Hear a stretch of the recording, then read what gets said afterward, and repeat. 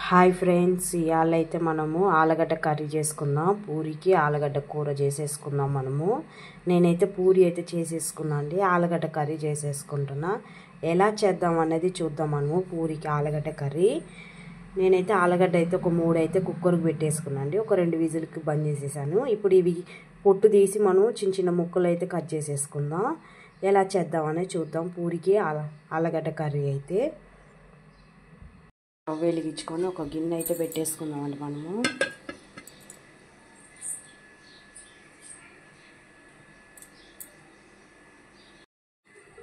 Oil వేసేసుకుందాం. తాలింపు గింజలు వేసేసుకుందాం. మునగాకు,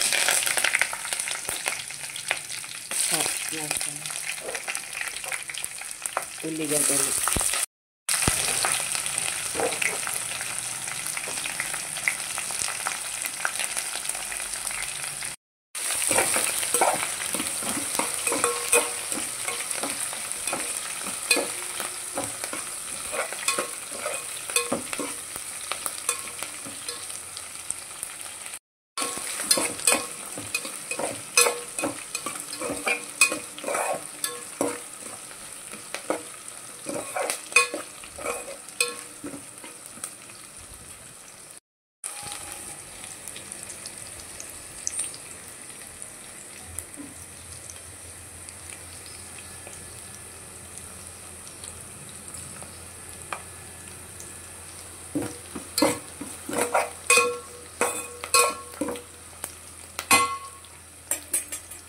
చిన్న చిన్న ముక్కలు ఆలుగడ్డ అయితే కట్ చేసేసుకున్నాం కదా.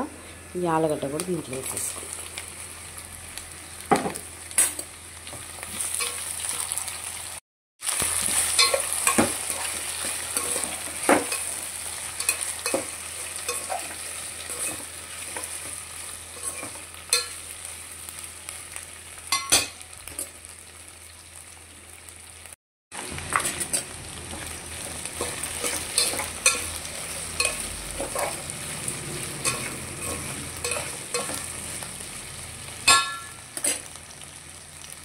కొంచెం పసుపు వేసుకుంటాం, కొంచెం ఉప్పు సరిపోగా వేసేసుకుంటాం.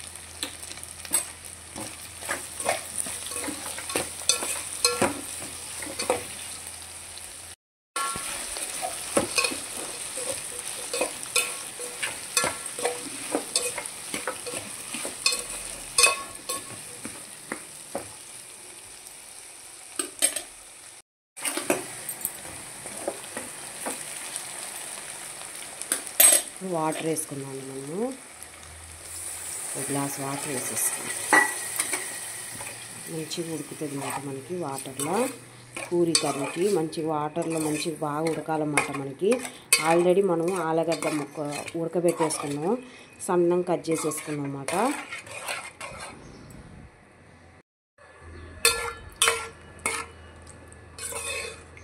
చూసారా,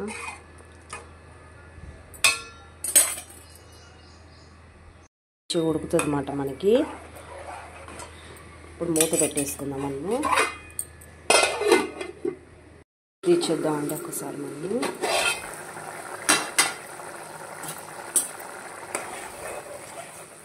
మంచిగా ఉడుకుతుంది మనకి.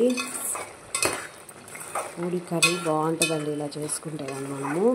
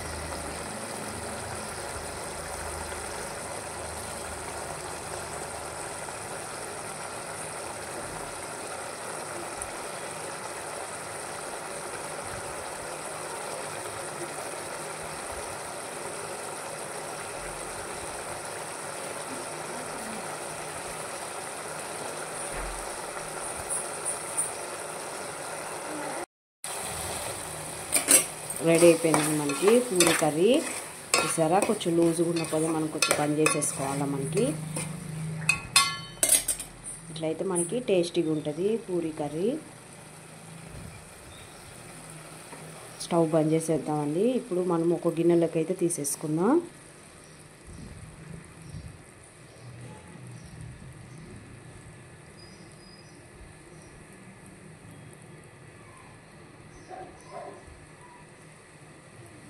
పూరీ కర్రీ రెడీ అయిపోయిందండి. పూరీ చేసుకున్నప్పుడు ఇలా కర్రీ అయితే చేసేసుకోండి, చాలా బాగుంటుందండి. మనకైతే ఆలుగడ్డ అయితే ఉడకబెట్టేసుకోవాలి. మనము ఒక 2 విజిల్ ఉడకబెట్టుకొని మనం కానీ ఆలుగడ్డతో ఇలా కర్రీ చేసుకుంటే కానీ చాలా బాగుంటుందండి, కమ్మగా ఉంటుంది మనకి. మీరైతే పూరీ చేసుకుంటే కంపల్సరీ ఈ పూరీ కర్రీ అయితే చేసుకుంటారని అనుకుంటున్నాను అండి. నేనైతే లైక్ చేయండి, సబ్స్క్రైబ్ చేసుకోండి, కామెంట్ చేయండి ఫ్రెండ్.